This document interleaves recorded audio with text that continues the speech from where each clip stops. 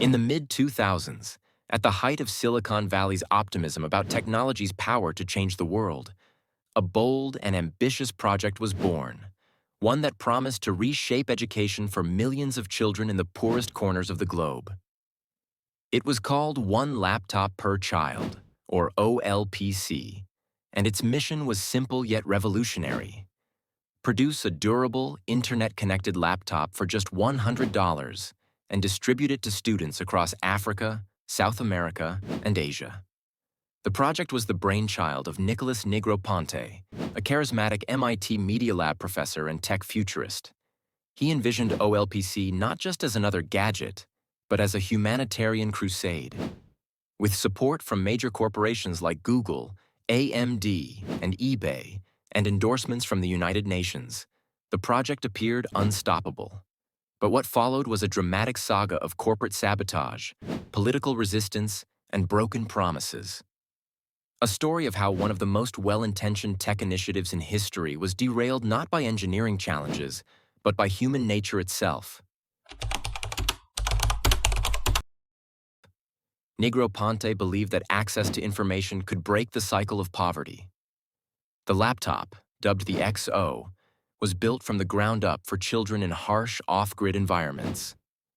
It featured a sunlight-readable display for outdoor classrooms, a hand crank or pull-string charger for places without reliable electricity, a mesh networking system so laptops could share a single internet connection, and a rugged, waterproof design with no moving parts. The idea was to manufacture tens of millions per year so that economies of scale would drive the price down to an unheard of $100 per unit. Governments would buy them in bulk, and entire generations of students would leapfrog into the digital age. At first, the world embraced OLPC. Libya ordered 1.2 million units, Uruguay committed to giving one to every primary school student, and Rwanda's President Paul Kagame became a vocal supporter. Even the UN hailed the project as a potential equalizer for global education. Tech giants joined in to help. Google contributed software and funding. AMD provided low-cost processors. Red Hat adapted Linux to run on the device. For a brief moment, it seemed OLPC might succeed where countless aid projects had failed using technology, not charity, to empower the next generation. But the backlash soon began.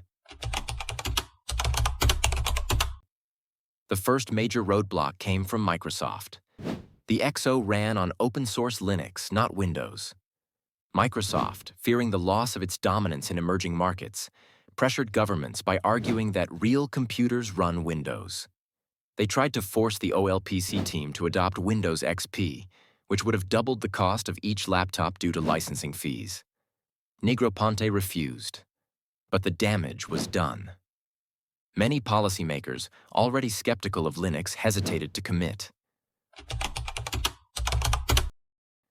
Worse still was the betrayal by Intel.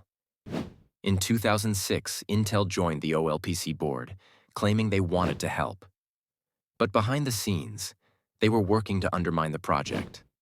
Intel was developing its own rival product, the Classmate PC, a more expensive $300-plus laptop aimed at the same markets. Internal emails revealed that Intel's strategy was to disrupt OLPC at all costs. Their sales teams discouraged governments from buying the XO and promoted the Classmate PC instead. When Negroponte confronted Intel CEO Paul Otellini, he got a blunt reply. "You're just a non-profit. We have a business to run."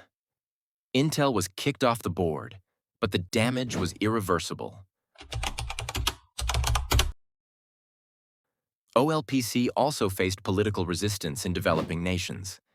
Some leaders viewed it as digital colonialism, a Western solution imposed without local input. A Nigerian education minister famously asked, "Why should we accept laptops from America when we can build our own?" Others pointed out real flaws. The project ignored teacher training, maintenance, and internet access, all critical for meaningful impact. Even well-intentioned deployments stumbled. In Peru, where hundreds of thousands of XO laptops were distributed, studies showed no significant improvement in test scores. teachers simply didn't know how to integrate the devices into lessons. The most fatal flaw of all was the price tag. The promise of a $100 laptop was a fantasy. Due to manufacturing delays, component shortages, and the lack of large-scale orders, the actual cost never dropped below $200. Without those economies of scale, governments lost interest. Meanwhile, the rise of cheap Android tablets and smartphones in the early 2010s made the XO look outdated. Why buy a $200 laptop when a $50 tablet could do more? Some of the blame also fell on Negroponte himself. A visionary? Yes, but also a difficult leader. He clashed with engineers, dismissed criticism, and refused to compromise. When designers suggested improvements like better software or additional features, he overruled them, insisting on his original vision. His stubbornness drove away talent and stifled innovation. By 2008, the project was in freefall. Major partners withdrew. Governments canceled orders. Even the MIT Media Lab, where OLPC was born, began to distance itself. Only a few million XO laptops were ever shipped, nowhere near the hundreds of millions once envisioned. By 2014, OLPC was effectively dead. The failure of OLPC wasn't just about hardware or software, it was about people. It was crushed by corporate greed, as seen in the sabotage from Intel and Microsoft. It faced political ego, with some governments resisting foreign aid. It suffered from poor execution, lacking realistic pricing, teacher training, and support systems. And it was hampered by leadership flaws, with Negroponte's refusal to adapt playing a central role. Today, OLPC stands as a cautionary tale, a what-if in tech history, a dream that could have reshaped education for millions, if only the world had let it. In the end, it was the children who needed it most who paid the price.